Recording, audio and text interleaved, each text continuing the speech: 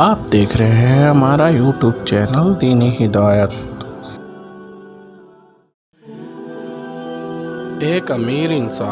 एक शहर में एक अमीर इंसान रहता था। उसने समुद्र में अकेले घूमने के लिए एक नाव बनवाई। छुट्टी के दिन वह नाव लेकर समुद्र की सैर करने निकला। वह आधे समुद्र तक पहुंचा ही था कि अचानक एक जोरदार तूफान आया। उसकी नाव पूरी तरह से तहस नहस हो गई, लेकिन वह लाइफ जैकेट की मदद से समुद्र में कूद गया। जब तूफान शांत हुआ तब वह तैरता तैरता एक टापू पर पहुंचा, लेकिन वहां भी कोई नहीं था। टापू के चारों ओर समुद्र के अलावा कुछ भी नजर नहीं आ रहा था।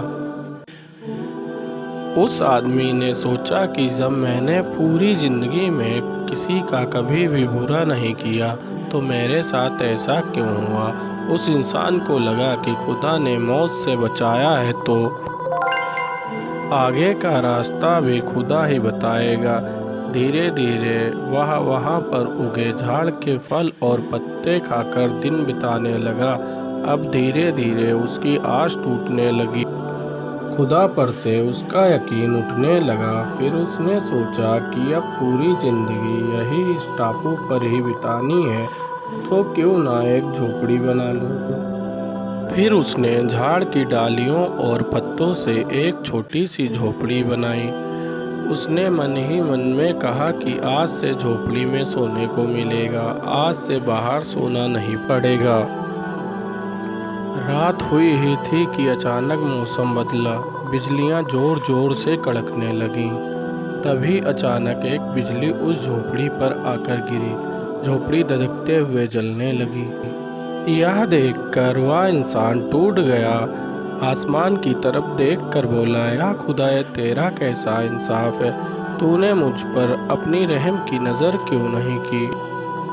फिर वह इंसान हताश होकर सर पर हाथ रखकर रो रहा था कि अचानक एक नाव टापू के पास आई।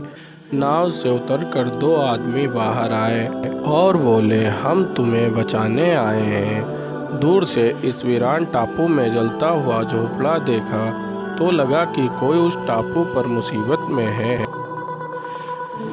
अगर तुम अपनी झोपड़ी नहीं जलाते तो हमें पता नहीं चलता कि टापू पर कोई है। उस आदमी की आंखों से आंसू गिरने लगे। उसने खुदा से माफ़ी मांगी और बोला कि यार, अब मुझे क्या पता कि तूने मुझे बचाने के लिए मेरी झोपड़ी जलाई थी। यकीनन तू अपने बंदों का हमेशा ख्याल रखता है। तूने मेरे सब्र का इम्तिहान लिया, लेकिन मैं उसमें फेल हो गया। मुझे माफ़ फरमा दे।